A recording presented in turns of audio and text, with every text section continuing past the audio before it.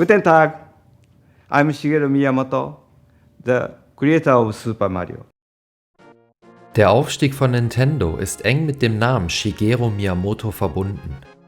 Er gilt als berühmtester sowie einflussreichster Spieldesigner der Welt und ist der Schöpfer einiger der erfolgreichsten Spiele-Franchise von Nintendo. Er hat die Videospielindustrie maßgeblich geprägt und was die Gaming-Welt diesem Menschen zu verdanken hat, erfahrt ihr im folgenden Video.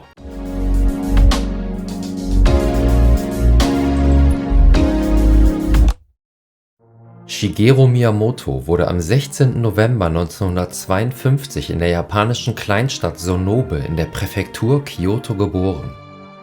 Das Städtchen liegt in einem Flusstal und ist von bewaldeten Bergen umgeben. Das Leben dort ist ländlich geprägt. Shigeru wuchs in einfachen Verhältnissen auf und bastelte sich als Kind sein eigenes Spielzeug. Zu Hause gab es keinen Fernseher, also dachte er sich selber Geschichten aus und führte sie in seinem Puppentheater auf. Außerdem begab er sich gerne auf Entdeckungstour und erkundete die Wälder und Berge in seiner Umgebung. Shigeru lief immer ohne Karte los, weil er seinen eigenen Weg finden und ein Abenteuer erleben wollte. Als er 7 oder 8 Jahre alt war, entdeckte er ein Loch im Boden und wollte herausfinden, was sich darin verbarg. Ausgestattet mit einer Laterne stieg er tags darauf das Loch hinab und fand sich in einer kleinen Höhle wieder, die er im Verlauf des Sommers immer wieder aufsuchte und langsam erkundete. Zu dem Zeitpunkt war dem kleinen Shigeru wahrscheinlich noch gar nicht bewusst, dass Erfahrungen wie diese ihn später zu seinen größten Werken inspirieren sollten.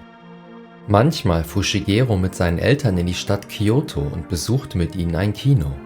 Dort sah er auch Filme von Walt Disney, die ebenfalls großen Einfluss auf ihn hatten. Als Shigeru 11 Jahre alt war, kaufte sein Vater schließlich einen Fernseher. Bald darauf wurde Shigeru ein großer Fan japanischer Zeichentrickfilme. Er beschäftigte sich mit Manga-Comics und fertigte eigene Zeichnungen an. Nach der Schule studierte er Kunst an der Kanazawa Kunsthochschule und schloss sein Studium mit einem Abschluss in Industriedesign ab.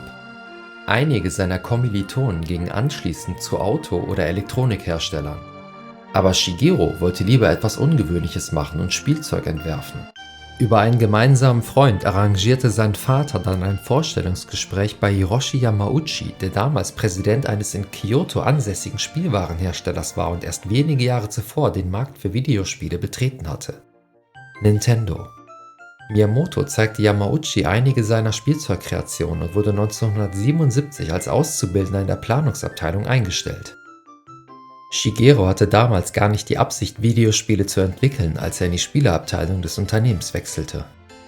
Dort kam er in das Team von Gunpei Yokoi, der zu der Zeit die Abteilung leitete und gut ein Jahrzehnt später als Erfinder des Gameboys in die Geschichte eingehen sollte.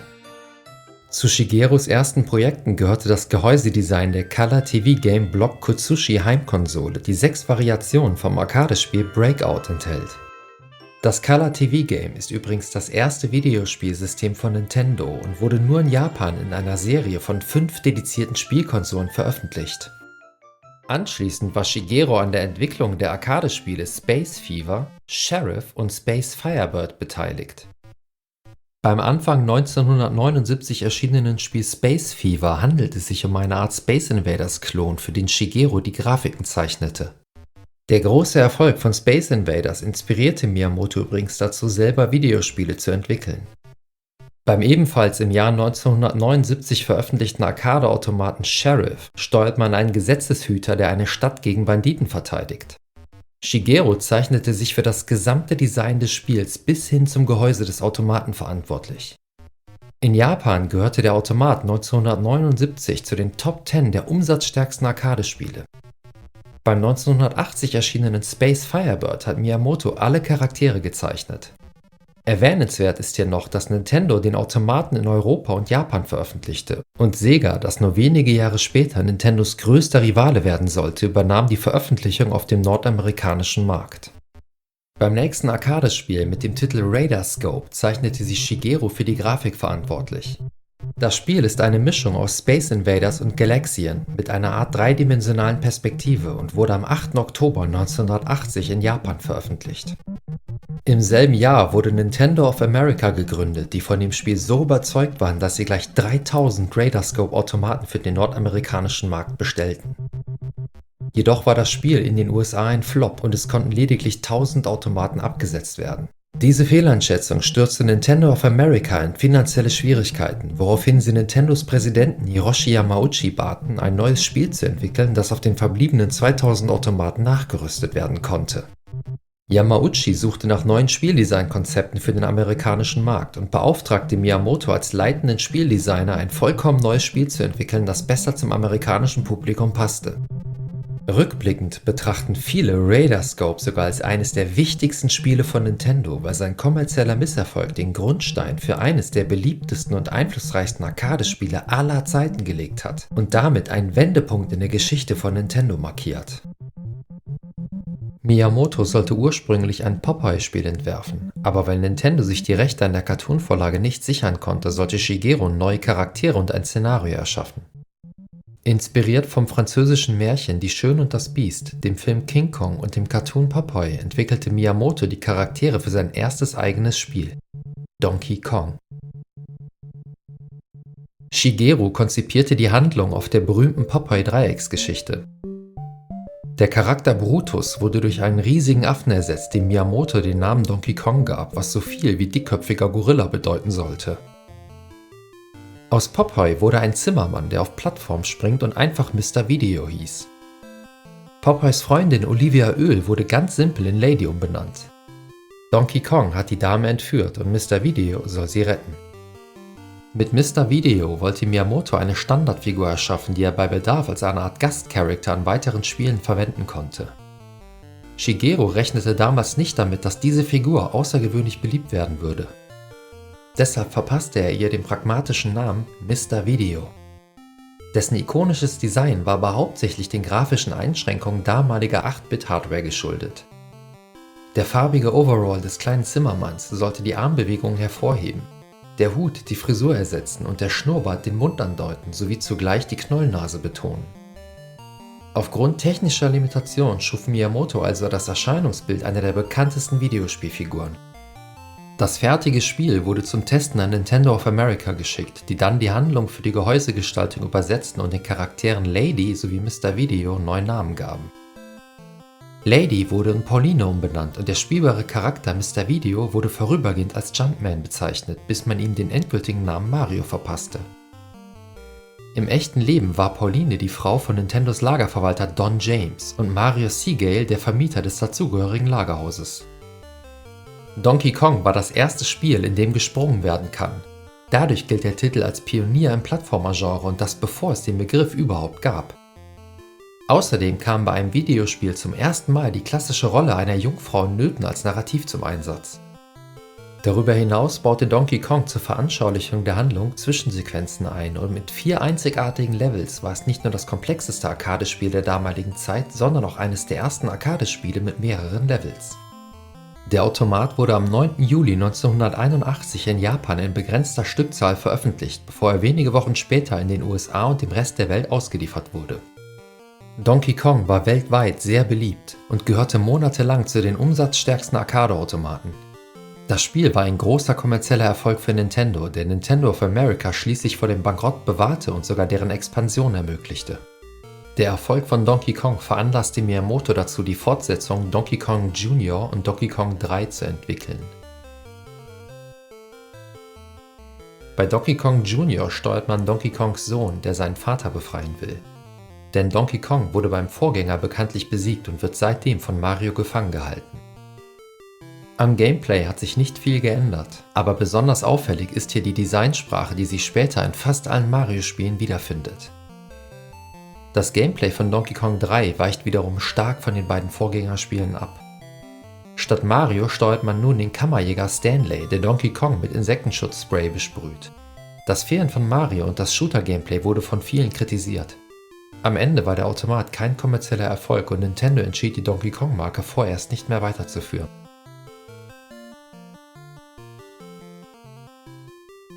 Daraufhin wandte Shigeru sich wieder der beliebten Figur Mario zu und entwickelte ein Spiel mit ihm in der Hauptrolle.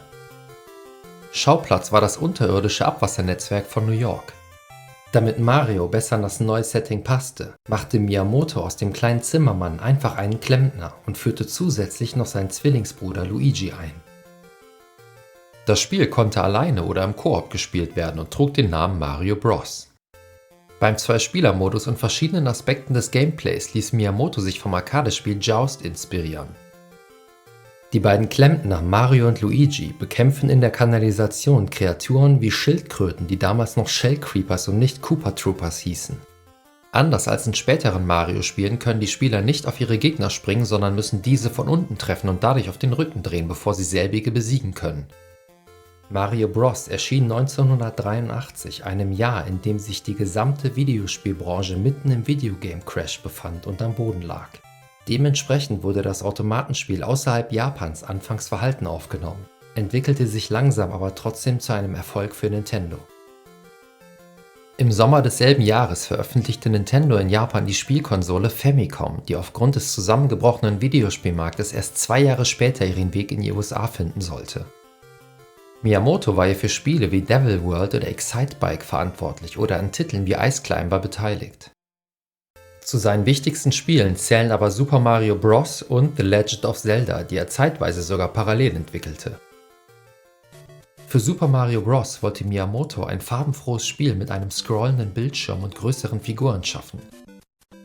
Außerdem wollte er sich mehr auf das Gameplay als auf Highscores konzentrieren. Super Mario Bros. Verfolgt einen linearen Ansatz, bei dem der Spieler das Level durchläuft, indem er rennt, springt und Feinden ausweicht oder sie besiegt. Die Spieler steuern Mario oder seinen Bruder Luigi durch das Pilzkönigreich, um Prinzessin Toadstool von König Koopa zu befreien. Die beiden Charaktere wurden in Super Mario Bros. Neu eingeführt und später in Princess Peach sowie Bowser umbenannt. Der aus Donkey Kong bekannte Charakter Pauline feierte übrigens erst 2017 sein Debüt in der Super Mario-Reihe und übernahm bei Super Mario Odyssey die Rolle der Bürgermeisterin von New Donk City. Bei Super Mario Bros. Konnte Mario durch Power-Ups erstmals seine Größe verändern oder neue Fähigkeiten erlangen. Das Spiel war ein riesiger Erfolg für Nintendo und zählt bis heute zu den besten Spielen aller Zeiten. Super Mario Bros. Revolutionierte nicht nur das Plattformer-Genre, sondern trug auch dazu bei, die gesamte Branche wiederzubeleben. Der Erfolg des Spiels machte Mario zu einer der bekanntesten Figuren der Videospielgeschichte. Der Nachfolger Super Mario Bros. 2 wurde ebenfalls von Miyamoto entwickelt und im Juni 1986 in Japan veröffentlicht. Das Spiel ähnelt Super Mario Bros., ist dabei aber wesentlich umfangreicher und auch deutlich schwieriger als dessen Vorgänger. Aus diesem Grund lehnte Nintendo of America die Lokalisierung für Nordamerika ab und bat stattdessen um eine spielerfreundliche Fortsetzung von Super Mario Bros. Nintendo entschied daraufhin, das 1987 erschienene Werbespiel Doki Doki Panic, welches ebenfalls von Shigeru Miyamoto produziert worden war, an das Super Mario-Thema anzupassen und es außerhalb Japans als Nachfolger von Super Mario Bros. Zu vertreiben. Das japanische Super Mario Bros. 2 wurde hingegen erst 1993 im Westen veröffentlicht. Das Spiel erschien als Teil von Super Mario All-Stars für das Super NES und trug den Titel Super Mario Bros. The Lost Levels. 1988 bzw. 1990 erschien mit Super Mario Bros. 3 der nächste Teil für Nintendos erfolgreiche 8-Bit-Heimkonsole.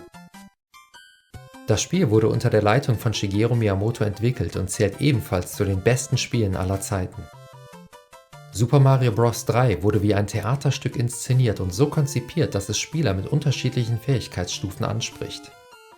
Um schlechteren Spielern zu helfen, gibt es in früheren Welten mehr Bonusmünzen und Extraleben, während spätere Welten erfahrenen Spielern größere Herausforderungen bieten. Das Entwicklerteam führte neue Power-Ups und Kostüme ein, die Mario besondere Fähigkeiten verleihen.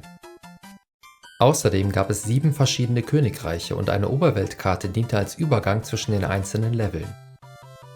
Einige der für Super Mario Bros. 3 entworfenen Gegner wurden von den persönlichen Erfahrungen des Teams inspiriert.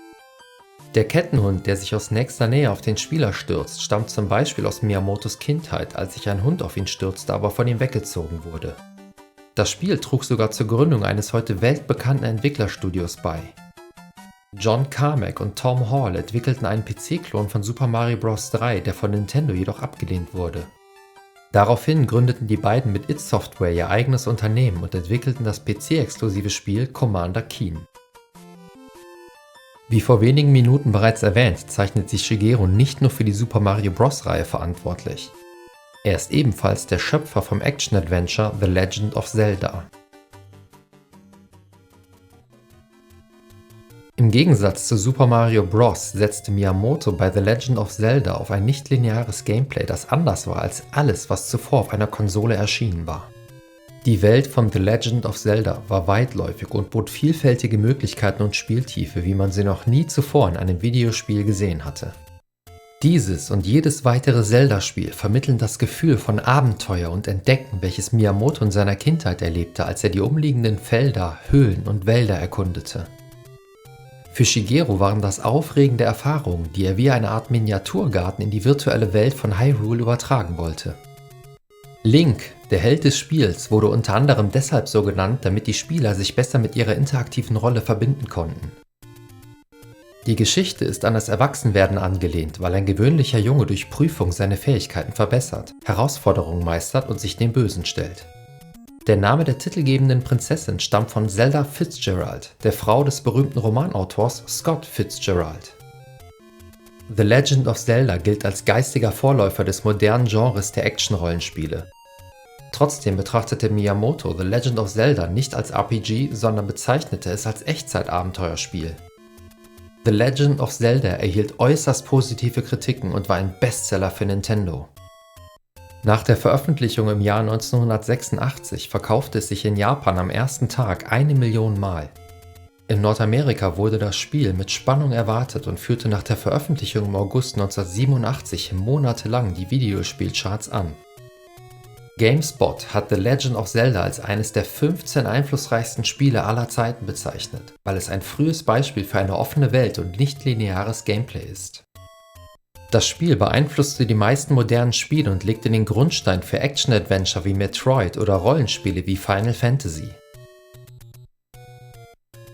Die Zeitschrift Game Informer listete The Legend of Zelda im Dezember 2009 auf Platz 1 seiner Liste der Top 200 Spiele aller Zeiten auf und erklärte, dass es seiner Zeit um Jahre, wenn nicht Jahrzehnte voraus gewesen ist. Bereits ein Jahr später erschien der Nachfolger Zelda 2 The Adventure of Link, der jedoch nur wenig Gemeinsamkeiten mit dem ersten Spiel der Serie hatte. Shigeru wollte The Adventure of Link grundsätzlich von seinem Vorgänger unterscheiden, deshalb wurde um ihn herum ein neues Team für die Entwicklung zusammengestellt. The Adventure of Link zeigt den Spieler nicht mehr permanent von oben, sondern meist von der Seite. Lediglich die Oberwelt wird in der Vogelperspektive dargestellt. Außerdem wurden Rollenspielelemente hinzugefügt. Link kann nun Magie einsetzen und Erfahrungspunkte sammeln, die seine Statuswerte verbessern. Das Spiel führte viele dauerhafte Elemente der Zelda-Serie ein. Beispielsweise ist Zelda 2 eines der ersten Spiele mit NPCs. Das Spiel war zu seiner Zeit sehr erfolgreich, wird aber auch als eines der schwierigsten Spiele der Zelda-Reihe und des 8-Bit-Gamings im Allgemeinen angesehen. Shigeru Miyamoto hatte nicht nur einige der besten Spiele für das Nintendo Entertainment System entwickelt, sondern auch neue Marken erschaffen, die eine breite Zielgruppe ansprachen und sich großer Beliebtheit erfreuten. Mit jedem Spiel will Shigeru etwas Einzigartiges und noch nie Dagewesenes erschaffen, das er als Entwickler liebt. Dieses Gefühl möchte er auf die Spiele übertragen und verwendet dafür gerne das japanische Wort Kyokan, was so viel wie sich eins fühlen mit bedeutet. Die Spieler sollen beim Spielen also das empfinden, was er beim Entwickeln empfunden hat. Sie sollen eins mit dem Spiel werden. Eine zentrale Idee von Miyamotos Philosophie ist die Bedeutung von Spielspaß und Kreativität. Ihm zufolge sind Spiele eine Form der Kunst, die Menschen zusammenbringen, sie unterhalten und ihnen Freude bereiten sollen. Dabei konzentriert er sich nicht auf Zielgruppen oder Trends, sondern ist auch bereit, Neuland zu betreten und dafür Risiken einzugehen. Miyamoto vertraut auf seine Instinkte als Spieler und findet lieber selbst heraus, ob ihm ein Spiel Spaß macht. Wenn ihm ein Spiel gefällt, wird es auch anderen gefallen. Inspiriert von der Natur und dem Alltag versucht er stets neue Spielerfahrungen zu kreieren und das Staunen seiner Kindheit wieder aufleben zu lassen. Die Grafik steht für ihn nicht im Vordergrund, sondern das Gameplay. Ein Spiel muss sich beim Spielen gut anfühlen und soll positive Emotionen erzeugen. Dafür versucht er, die Perspektive der Spieler einzunehmen und testet seine Spiele mit Freunden und Familie, um deren Herangehensweisen oder Emotionen nachzuvollziehen. Ein äußerst populäres Beispiel, wie sich Shigeru in die Spieler hineinversetzt hat, ist der erste Level bei Super Mario Bros. Man startet mit dem kleinen Mario am linken Bildschirmrand und läuft in den freien Raum nach rechts. Der Bildschirm scrollt automatisch mit und es erscheinen Fragezeichenblöcke und ein Gegner, über den man wahrscheinlich drüber springt oder dagegen rennt und von neuem beginnt. Danach gilt die Aufmerksamkeit den Fragezeichenblöcken. Die Spieler sind neugierig, springen dagegen und es erscheint eine Münze, was sie als eine Art Belohnung empfinden. In der freudigen Erwartung, auch bei den anderen Fragezeichenblöcken etwas Zählbares wie eine Münze zu erhalten, springen sie gegen den nächsten Block. Aus diesem kommt aber ein Pilz, der sich erst weg und plötzlich auf Mario zubewegt. Dadurch wird er groß und kann nun Mauerblöcke mit einem Sprung zertrümmern. Quasi der gesamte erste Level von Super Mario Bros. Ist ein Tutorial, das einen spielerisch an die neuen Gameplay-Mechaniken heranführt. Nintendo hatte mittlerweile erkannt, dass sie 1977 keinen gewöhnlichen Spieldesigner, sondern ein Jahrhunderttalent eingestellt hatten. Miyamotos kreative Vision harmonierte perfekt mit den Werten und der Philosophie von Nintendo. Sein Fokus auf Spielspaß, Kreativität und zugängliches Gameplay spiegelte sich in Nintendos Mission wider, Freude und Unterhaltung für alle zu bieten. Dementsprechend erweiterten sie seine Gestaltungsmöglichkeiten und übergaben ihm die Leitung der Nintendo Entertainment Analysis und Development Abteilung, kurz Nintendo EAD, die 1989 aus einer Fusion verschiedener interner Forschungs- und Entwicklungsteams entstanden war. Der neue Posten sollte Shigeru zu einer Schlüsselfigur im Unternehmen machen und Nintendo prägen wie kaum ein anderer. Dem einen oder anderen aufmerksamen Zuschauer dürfte bereits aufgefallen sein, dass ich einige Spiele mit Miyamoto-Beteiligung ausgelassen habe.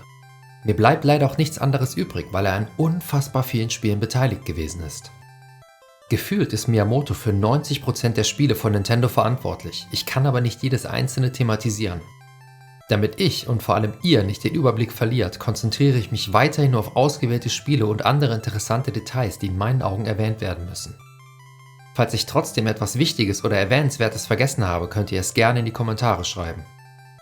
1989, also gut ein Jahr vor der Veröffentlichung des Super Famicom bzw. Super Nintendo, nahm Shigeru die Zügel bei Nintendo EAD in die Hand und war nicht nur in die Spieleentwicklung, sondern auch in die Hardwareentwicklung eingebunden. Inspiriert vom Arcade-Hit Street Fighter II wollte Miyamoto beim Super Nintendo Controller gleich 6 Hauptknöpfe integriert haben, wodurch das Button-Layout jedoch etwas überladen wirkte. Um den Controller so weit wie möglich zu vereinfachen, wurden deshalb 2 Buttons als L- und R-Taste an den Seiten platziert. Der SNES-Controller führte damit die sogenannten Schultertasten ein, die viele spätere Game-Controller übernahmen und heute quasi Standard sind. Darüber hinaus war Shigeru für die Produktion von gleich 3 Spielen verantwortlich, die in Japan zum Launch des Super Famicom erscheinen sollten. Bei Super Mario World wollte Shigeru mit der stärkeren Hardware etwas völlig Neues schaffen und einen Charakter integrieren, den er sich bereits seit Super Mario Bros. Wünschte.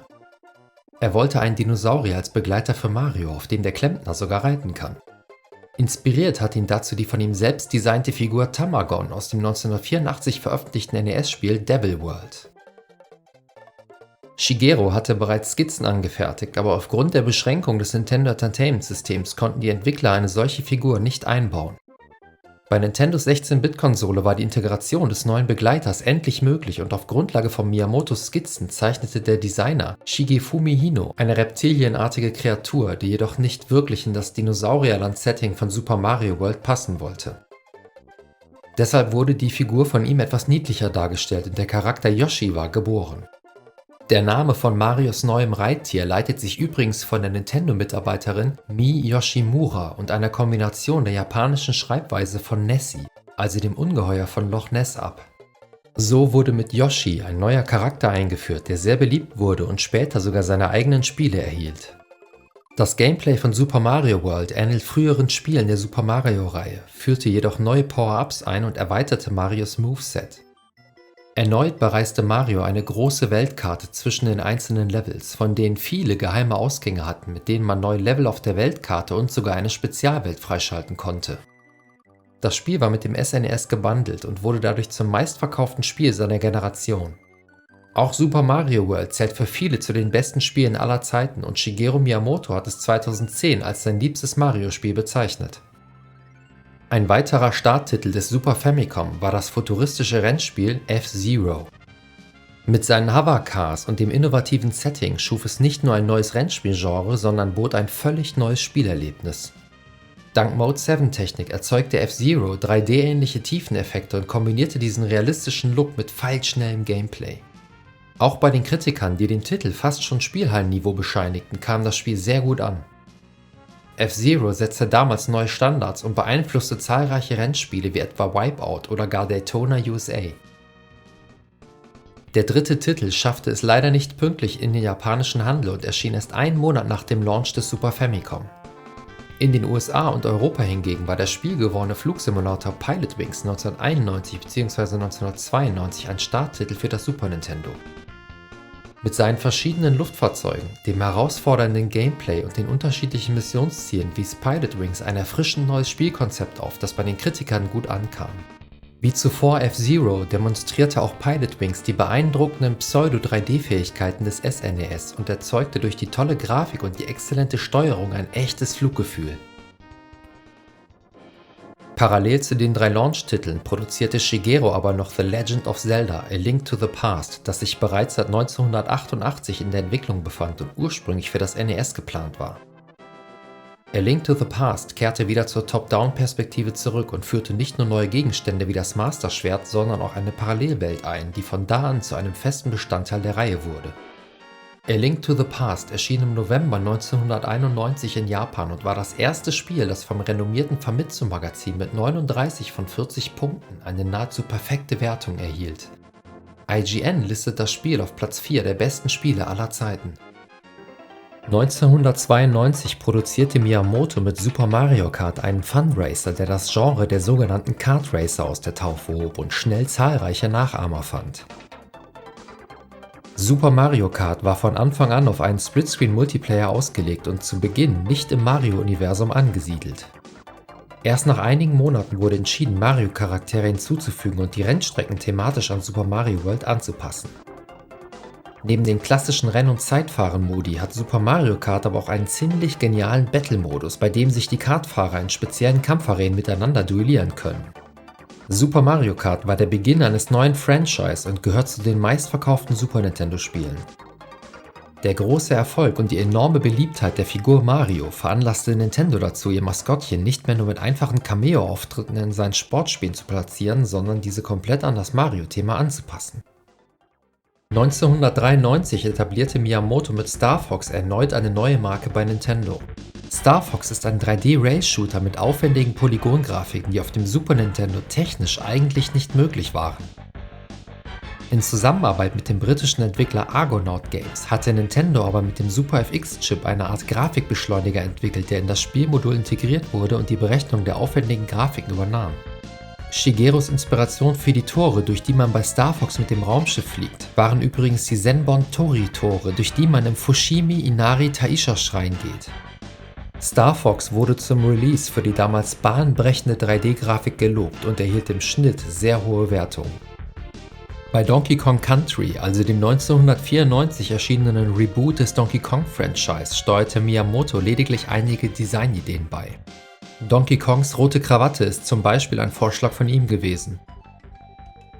1995 erschien dann Super Mario World 2 Yoshi's Island, dem Miyamoto mit handgezeichneten Grafiken einen einzigartigen Stil verpasste. Die Entwicklung dauerte fast 4 Jahre und verwendete den neuen Super FX2-Chip, um einige Spezialeffekte im Spiel einzubauen, die ansonsten auf dem SNES nicht möglich gewesen wären. Im Gegensatz zum Vorgänger übernahm der populäre Charakter Yoshi die Hauptrolle und trug den kleinen Baby Mario auf seinem Rücken. Das Spiel gehört zu den besten Super Nintendo-Spielen aller Zeiten und wurde besonders für seinen unvergleichlichen Grafikstil sowie das perfekte Gameplay gelobt. 1996 erschien mit Super Mario RPG das erste Rollenspiel mit Super Mario in der Hauptrolle. In Zusammenarbeit mit Square entwickelte Nintendo unter der Anleitung von Miyamoto das RPG. Das Spiel war einsteigerfreundlich, nutzte ein zugängliches Kampfsystem, verwendete gerenderte Grafiken und wurde in einer isometrischen Perspektive dargestellt, wodurch es einen dreidimensionalen Look erzeugte. Super Mario RPG erhielt sehr gute Bewertungen und war ein finanzieller Erfolg für Nintendo. Außerdem gilt der Titel als geistiger Vorgänger der Paper Mario sowie Mario & Luigi Spiele, an denen Miyamoto ebenfalls beteiligt gewesen ist. Das Kultspiel Mother 2 hat Miyamoto übrigens auch produziert. Dabei hatte er die kreative Spielidee von Shigesato Itoi ursprünglich abgelehnt, ließ sich von Hiroshi Yamauchi aber umstimmen. Und so wurde das Spiel außerhalb Japans unter dem Titel Earthbound veröffentlicht. Von Anfang bis Mitte der 90er war Miyamoto aber nicht nur für einige der besten und erfolgreichsten Super Nintendo-Spiele verantwortlich. Er produzierte auch diverse Gameboy-Spiele und begleitete die Entwicklung vom Spiel Pocket Monsters als eine Art Mentor. Beim japanischen Originalspiel erhielt übrigens der Charakter Shigeru Okido Miyamotos Vornamen. Das Spiel wurde von Game Freak entwickelt und 1996 in Japan auf dem inzwischen rückläufigen Handheld-Markt veröffentlicht. Pocket Monsters war ein unerwarteter Erfolg für Nintendo und hauchte dem schwächelnden Game Boy neues Leben ein. Bis heute gehört Pocket Monsters bzw. Pokémon zu Nintendos wichtigsten und umsatzstärksten Franchise. Bereits im Jahr 1993 hatte Nintendo unter dem Codenamen Project Reality mit der Arbeit an einer neuen Hardware begonnen, die 1996 als Nintendo 64 in den Handel kommen sollte. 1994 begann Miyamoto mit der Entwicklung des 3D-Plattformers Super Mario 64, der ein Launch-Titel für das Nintendo 64 werden sollte. Den Plattformer hatte er bereits für das Super Nintendo geplant und dafür ein 3D-Mario-Design entworfen, das 1993 auf der Consumer Electronics Show, kurz CES, in Las Vegas gezeigt wurde. Miyamoto wollte den Super FX-Chip verwenden, um das erste 3D-Mario zu entwickeln. Er verwarf die Idee aber wieder, weil er den Super Nintendo Controller für ungeeignet hielt.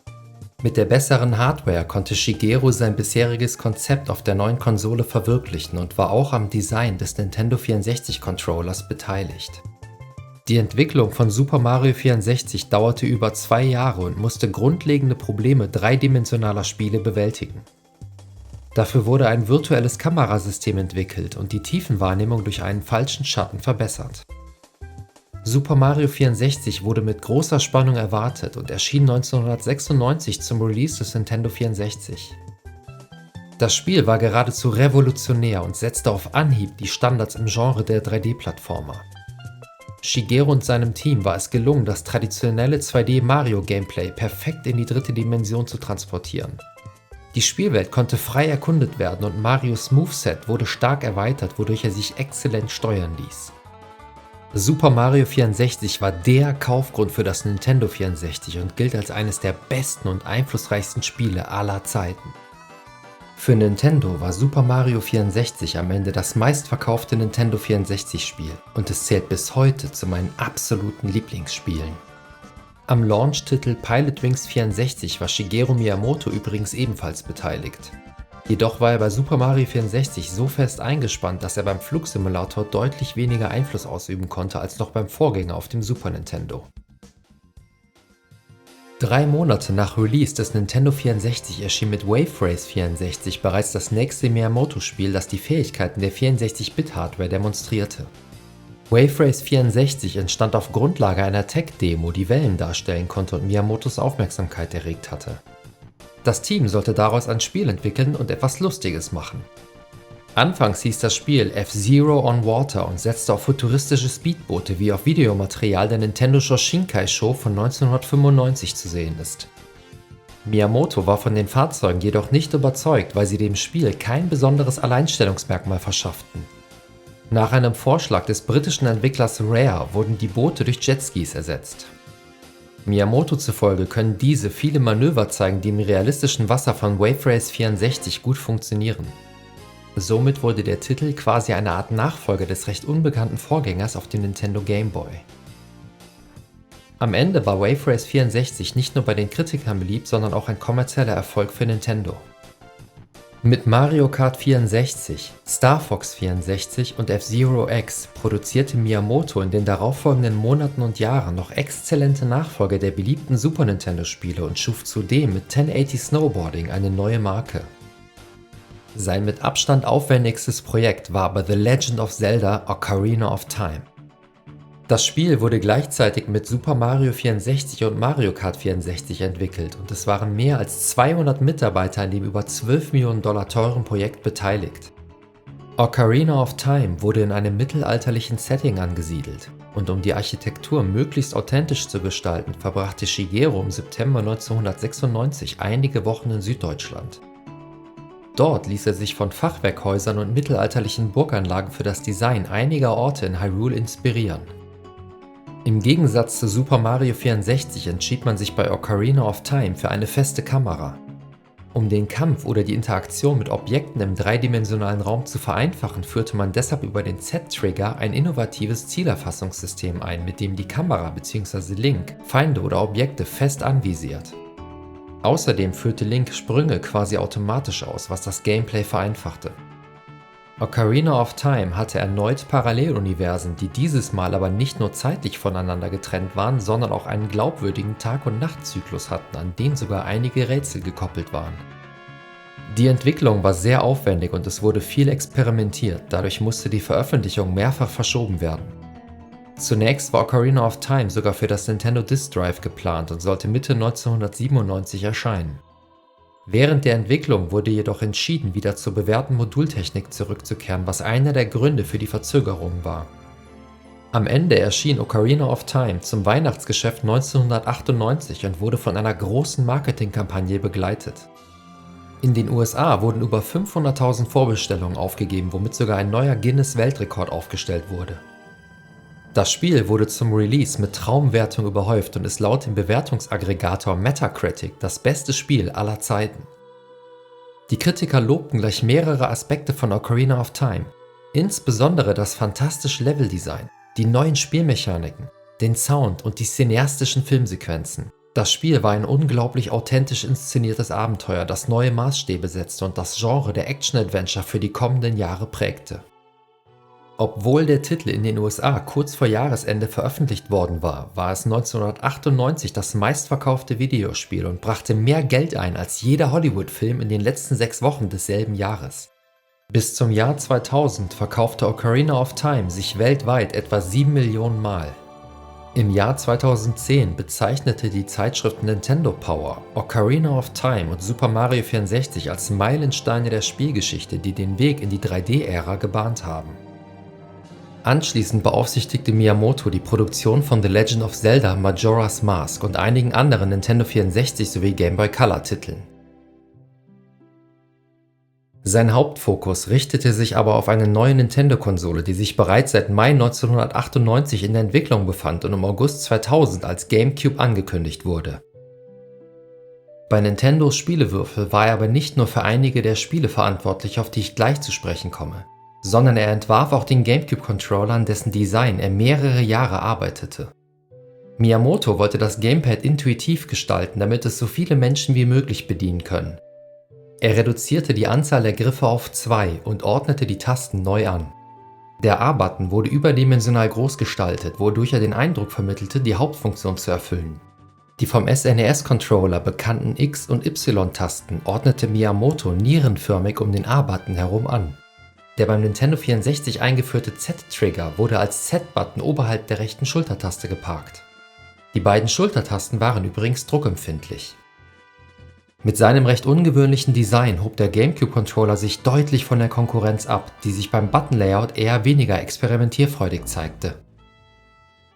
Um die grafischen Fähigkeiten des GameCube zu demonstrieren, erstellte Miyamoto für die Nintendo Space World 2000 eine originelle Tech-Demo mit Luigi in der Hauptrolle. Nintendo beschloss daraufhin, aus der Demo ein vollwertiges Spiel zu entwickeln, das fortan als Luigi's Mansion vermarktet wurde. Das Spiel erschien 2001 zum Launch des Nintendo GameCube.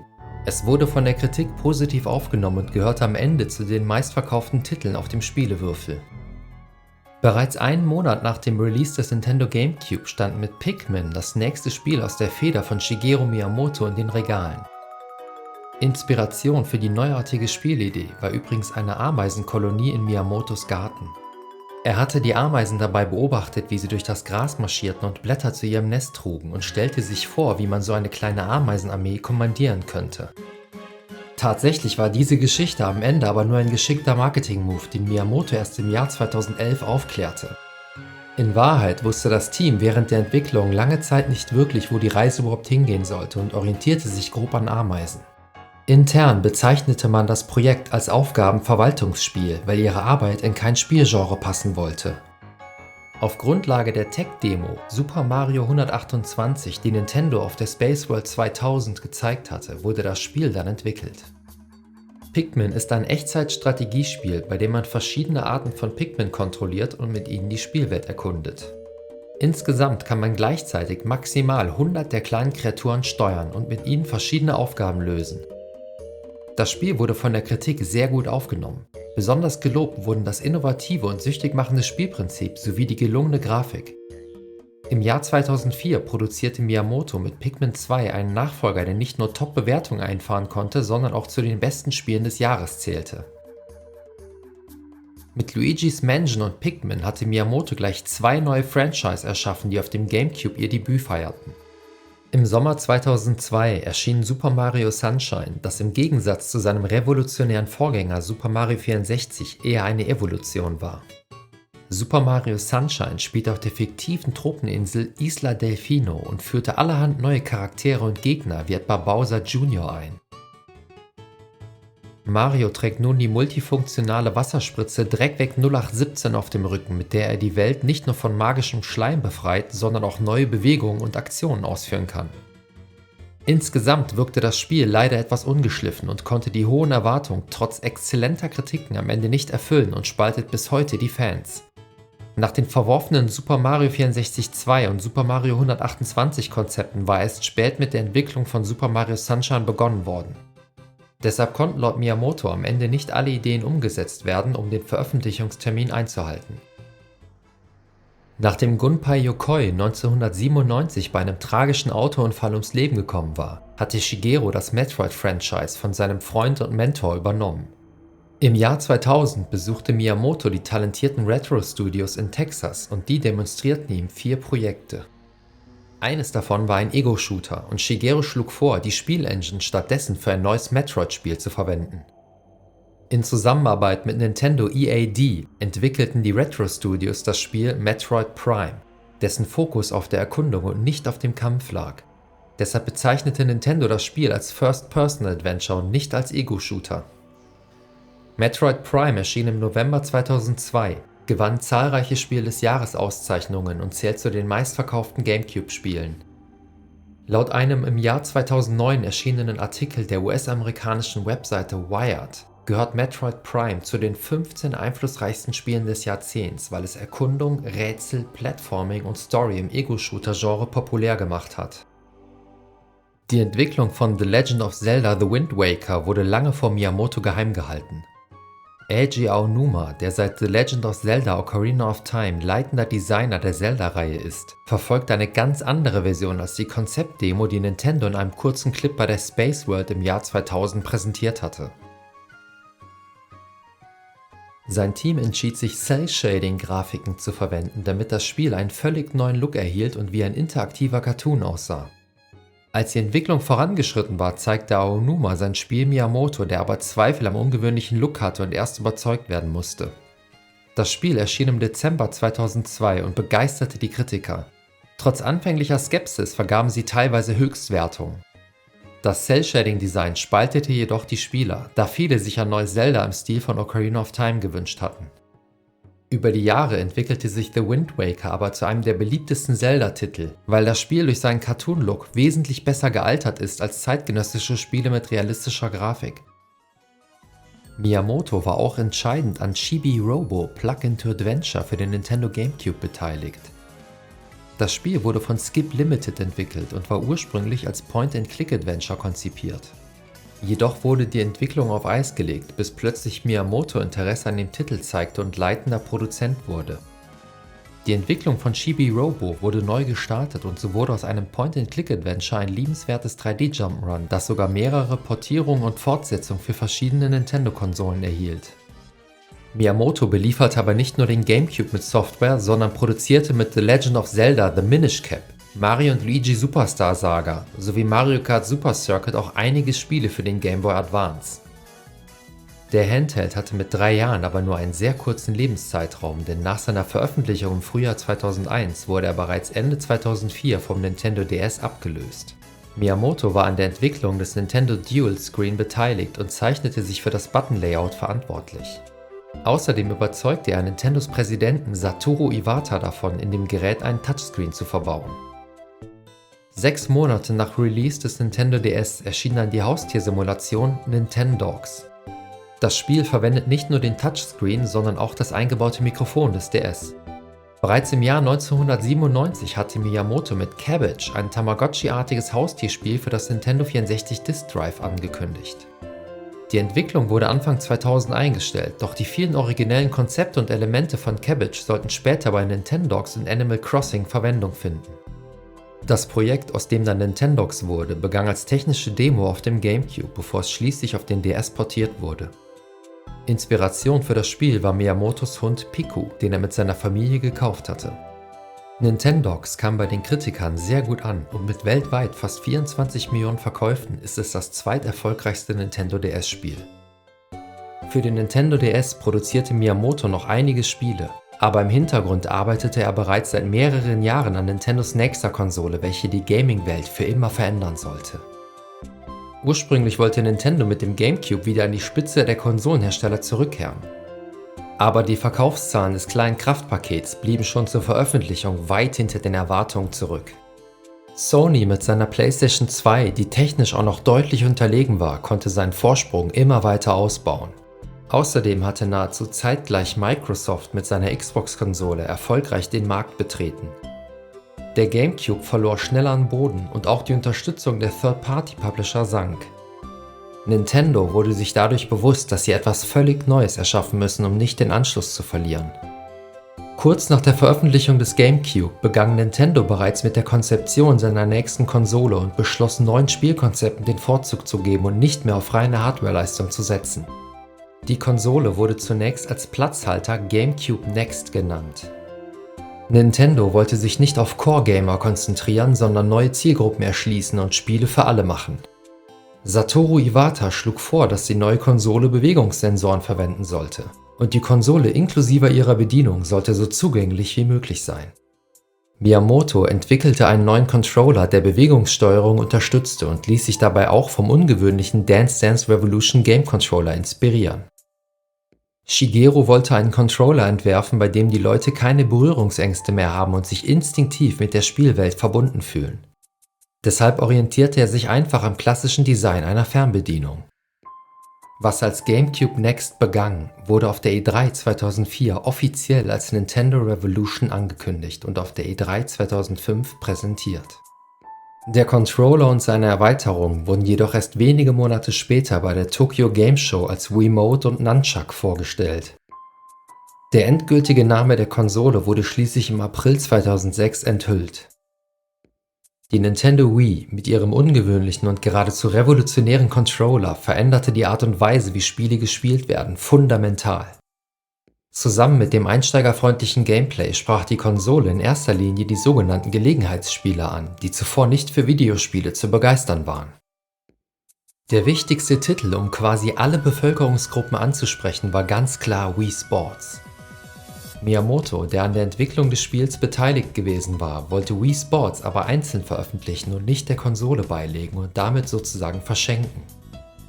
Reggie Fils-Aimé, der damals Präsident von Nintendo of America war, gelang es jedoch, Iwata und Miyamoto davon zu überzeugen, Wii Sports zusammen mit der Wii zu verkaufen, damit sich jeder sofort von den einzigartigen Möglichkeiten der Konsole überzeugen konnte. Mit der Entscheidung war Nintendo am Ende ein weiterer Geniestreich gelungen, denn mit Wii Sports lieferte man den Kaufgrund für die Konsole gleich mit. Ich weiß nicht mehr, wie viele 100 Stunden ich mit meinen Freunden Wii Sports gezockt habe. Ich weiß nur, dass alle absolut begeistert gewesen sind und jeder unbedingt die Wii-Mode ausprobieren wollte. Der Tennisplatz, die Golfanlage oder etwa die Bowlingbahn wurden durch die Wii auf einmal Teil unseres Wohnzimmers und die Wii-Mode unsere Verbindung zu den virtuellen Sportplätzen. Mit Wii Sports hatte Nintendo erfolgreich die sogenannten Casual Gamer bedient. Aber auch die Core Gamer hatte man nicht vergessen und bot zum Launch der Wii The Legend of Zelda Twilight Princess an. Das Spiel unterstützte ebenfalls das neue Steuerungsschema und setzte wieder auf einen düsteren Stil gepaart mit realistischer Grafik. Twilight Princess war im Jahr 2003 noch für den GameCube angekündigt worden und wurde während der Entwicklung auf die technisch ähnliche Wii portiert. Miyamoto schlug vor, die Wii-Mode für das Abschießen von Pfeilen zu verwenden und diese dafür auf dem Bildschirm auszurichten.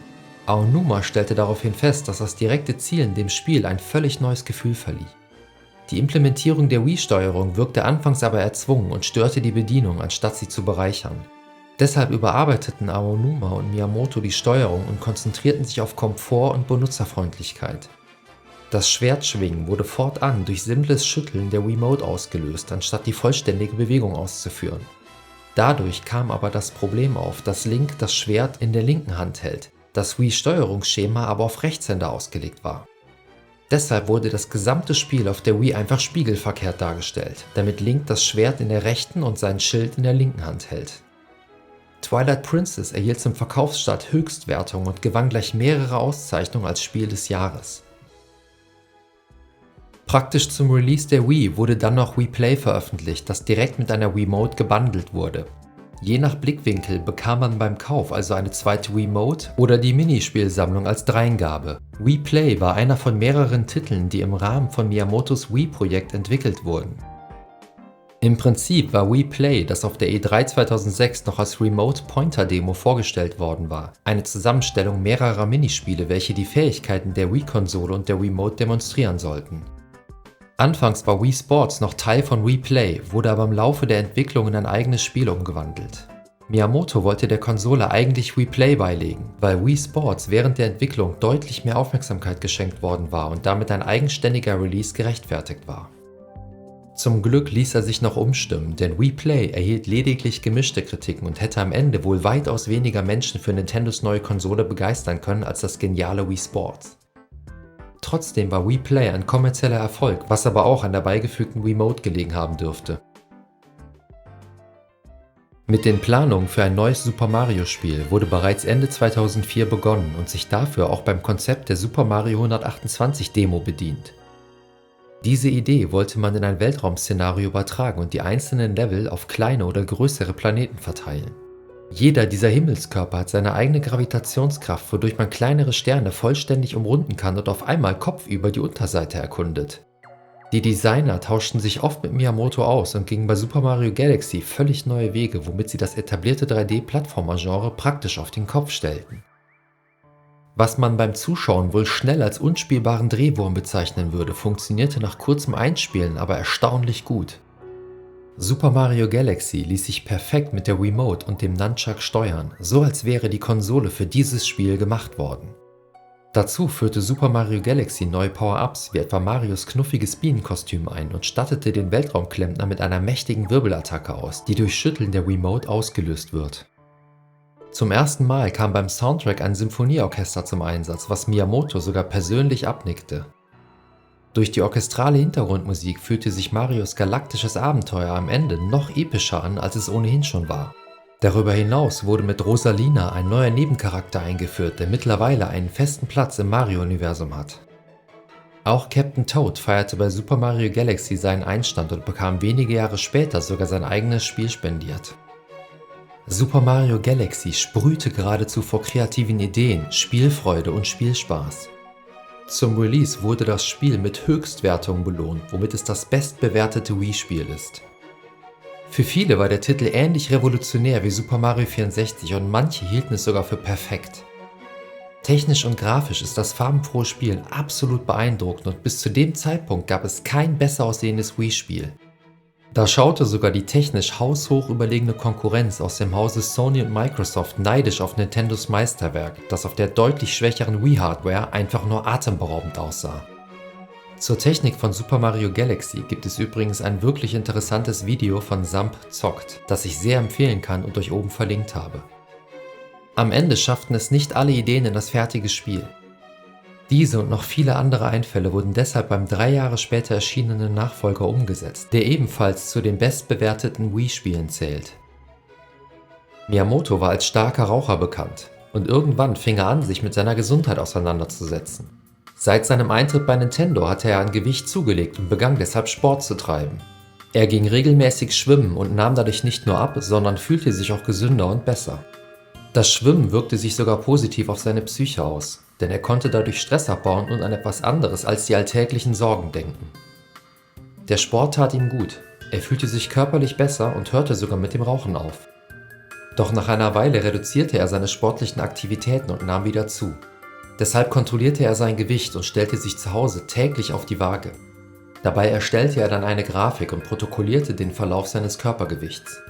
Dieses Ritual, verbunden mit seiner sportlichen Aktivität und dem Feedback seiner Familie, inspirierten ihn dazu, ein Spiel zu entwickeln, mit dem man nicht nur sein Gewicht dokumentieren, sondern sich auch körperlich betätigen kann. Das Team fing das Projekt We Health Pack mit einer einfachen Waage an, bevor noch eine zweite hinzukam und man Gleichgewichtsübungen ausprobierte. Daraus entstand dann das Balance Board, das nicht nur das Gewicht ermittelt, sondern mit seinen Sensoren auch die körperliche Balance erfassen kann. Auf der Suche nach Übungen für das Balance Board, mit denen man die Fitness und die motorischen Fähigkeiten spielerisch verbessern kann, konsultierte Shigeru die Trainer und Wissenschaftler, mit denen er bereits bei der Produktion von Wii Sports in Kontakt gekommen war. Am Ende wurde aus dem Projekt Wii Fit, das verschiedene Gymnastikprogramme, Yogaübungen und Sportspiele vereinte. Die Aktivitäten verwendeten das Balance Board oder die Wiimote und ermöglichten dadurch ein Ganzkörpertraining. Am 1. Dezember 2007 ging Wii Fit zusammen mit dem Balance Board in den Verkauf und wurde von der Fachpresse gut aufgenommen, weil es die Gesundheit sowie Fitness förderte und dabei auch noch Spaß machte. In den USA überstieg die Nachfrage das Angebot bei weitem und Wii Fit war zeitweise sogar landesweit ausverkauft. Im Mai 2010 hatte dann die American Heart Association Menschen mit sitzender Tätigkeit Wii Fit empfohlen, um damit den ersten Schritt in Richtung Fitness zu machen. Außerdem schafften einige Pflegeheime das Spiel an, um den Bewohnern Yoga-Training und Gleichgewichtsübungen zu ermöglichen. Selbst einige Krankenhäuser führten Wii Fit in ihrer physiotherapeutischen Abteilung ein, um die Rehabilitation junger Patienten zu unterstützen. Wii Fit wurde entwickelt, weil Miyamoto Spaß hatte, sein Gewicht zu kontrollieren. Aber bislang war es ihm noch nicht gelungen, seine Liebe zur Musik in ein Spiel zu packen. Mit der Wii und ihren einzigartigen Controllern konnte er sich seinen lang gehegten Traum erfüllen und ein Musikspiel entwickeln. Wii Music war das erste Spiel, das Nintendo jemals öffentlich für die Wii gezeigt hatte. Der Titel war Miyamoto offenbar so wichtig, dass er bei der E3 2006 im Smoking auf die Bühne trat und mit der Wiimote ein Wii Music Orchester dirigierte. Shigeru hatte früher selber in einer Band gespielt, die sich lange auf Coverversionen bekannter Songs beschränkte. Das Nachspielen von Musik wurde ihnen mit der Zeit aber zu langweilig und sie begannen damit, ihre eigenen Lieder zu komponieren.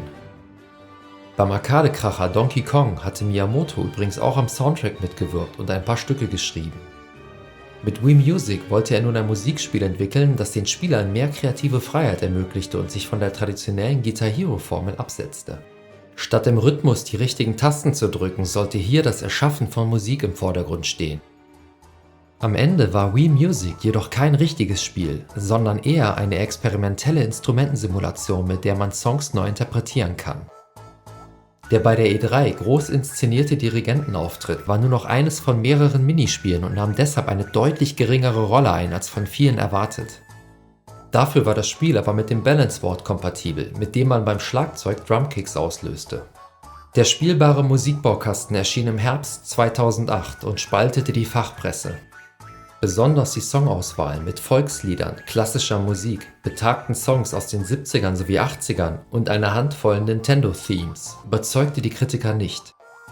Und wo Super Mario Galaxy noch mit einem orchestralen Soundtrack auftrumpfen konnte, gab es bei Wii Music nur MIDI-Tonbrei zu hören, wodurch die Instrumente nicht wirklich authentisch klangen. Miyamoto war von Wii Music überzeugt, musste jedoch zugeben, dass die Verkaufszahlen am Ende hinter den Erwartungen lagen und es zu den eher weniger erfolgreichen Wii-Titeln von Nintendo zählt. Nach dem großen Erfolg von New Super Mario Bros. Auf dem Nintendo DS wollte Miyamoto ein klassisches 2D-Mario für die Nintendo Wii entwickeln.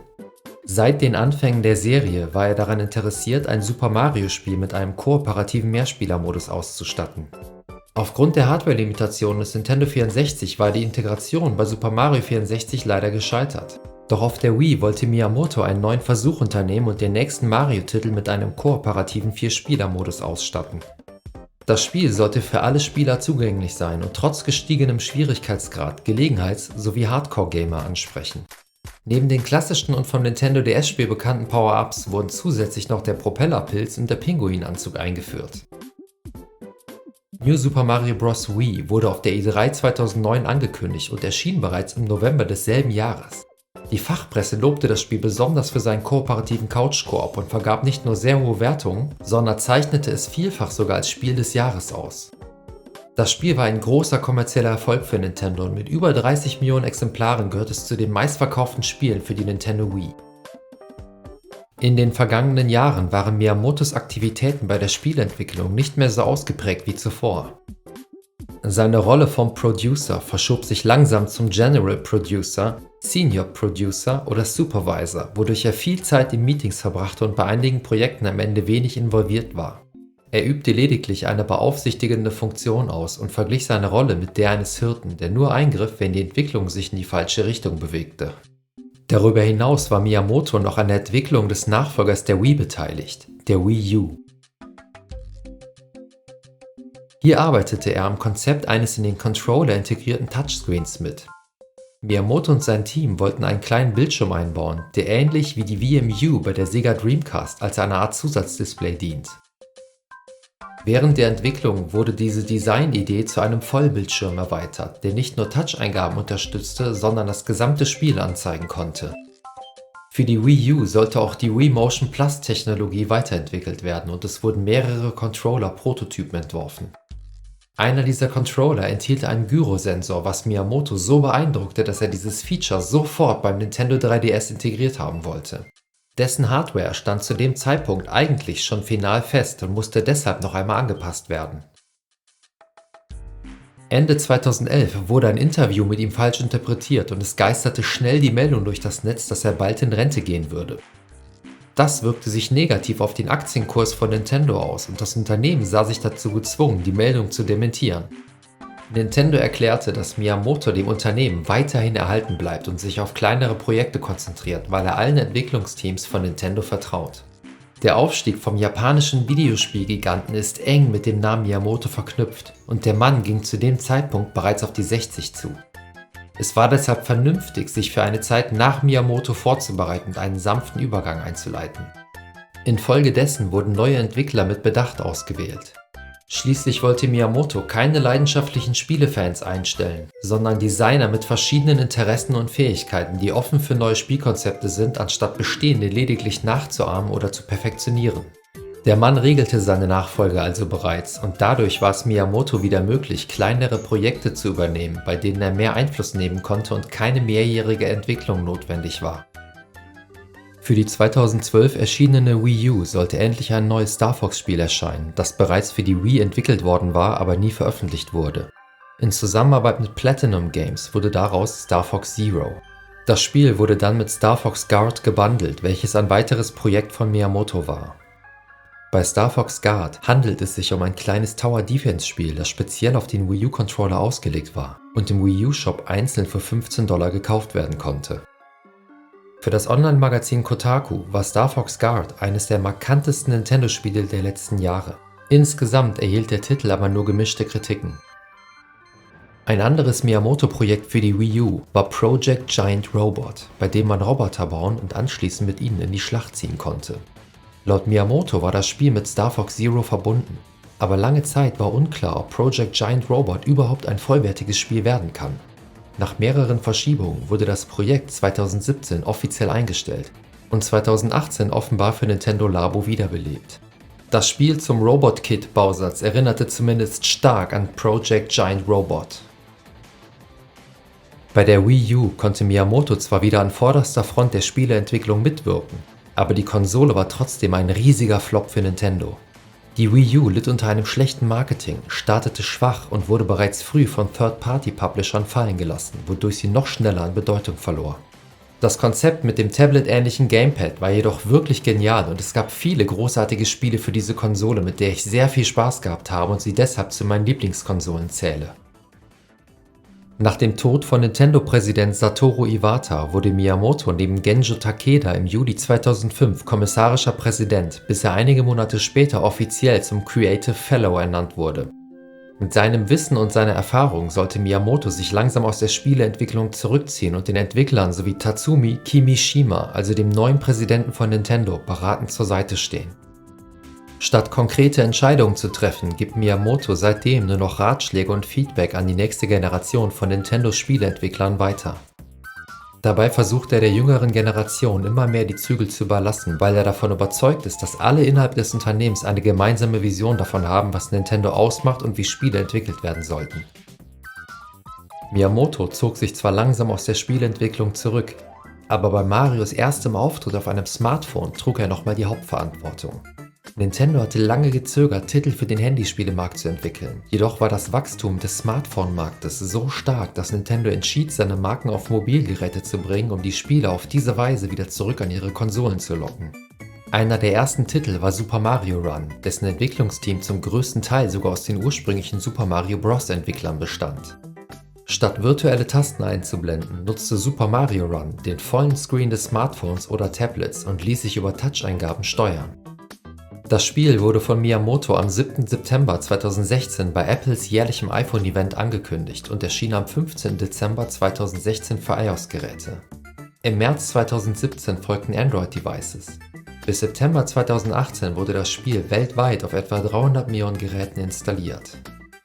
Beim wenige Jahre später erschienenen Smartphone-Spiel Pikmin Bloom war Miyamoto ebenfalls involviert. Neben dem Eintritt auf den Smartphone-Markt hatte Nintendo bereits mehrere Jahre an einem Nachfolger für die gescheiterte Wii U gearbeitet. Die Entwicklung der Konsole mit dem Projektnamen NX wurde von jüngeren Mitarbeitern geleitet. Miyamoto, Takeda und Iwata überwachten den Prozess und gaben Feedback oder trafen finanzielle Entscheidungen.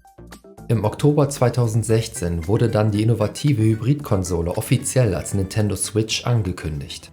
Auch bei der Entwicklung von Spielen für die neue Konsole übernahm Miyamoto nur noch die Rolle des Creative Fellow und blieb im Hintergrund. Die Entwickler von Super Mario Odyssey gaben ihm Konzepte und er ihnen Feedback. Ansonsten ließ er die Entwickler autonom arbeiten und erwartete auch nicht von ihnen, dass sie seine Ratschläge oder Ideen annahmen. Bei Super Mario Bros. Wonder hat Miyamoto sich an ersten Designentwürfen für Elefanten-Mario gestört und auch dessen Fähigkeit, Wasser zu sprühen, kritisiert. Ihm gefiel die Figur nicht, weil sie nicht wie ein typischer Charakter aus dem Mario-Universum wirkte. Entgegen Miyamotos Bedenken war Elefanten-Mario bei den Fans jedoch sehr beliebt. Auch sonst war das Spiel wirklich gelungen und es erhielt von der Fachpresse nicht nur ausgezeichnete Wertungen, sondern gewann auch mehrere Preise. Die Nachfrage nach dem Spiel war am Ende so hoch, dass es sich in den ersten 2 Wochen nach der Veröffentlichung 4,3 Millionen Mal verkaufte und damit das am schnellsten verkaufte Super Mario-Spiel wurde. Durch die gefloppte Wii U hatte Nintendo nicht nur rückläufige Einnahmen verzeichnet, sondern auch Marktanteile verloren. Deshalb hatte das Unternehmen nach Möglichkeiten gesucht, sein geistiges Eigentum anderweitig zu nutzen und weiterzuentwickeln.